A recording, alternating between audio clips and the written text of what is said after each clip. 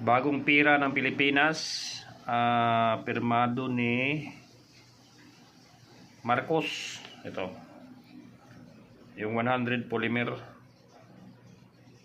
Anong masasabi nyo sa pera nito?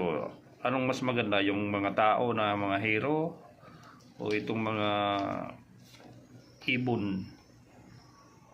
Ano bang magandang ilagay sa pera? Pabor ka ba dito sa paglagay ng pera ng polymer na peacock, Palawan peacock, yun, o yung mga hero na nawawala? Anong masasabi mo dito? Maganda naman siya, kaya lang tagos, oh. Nakikita mo yung likod, oh, tagos. Parang 1,000 din.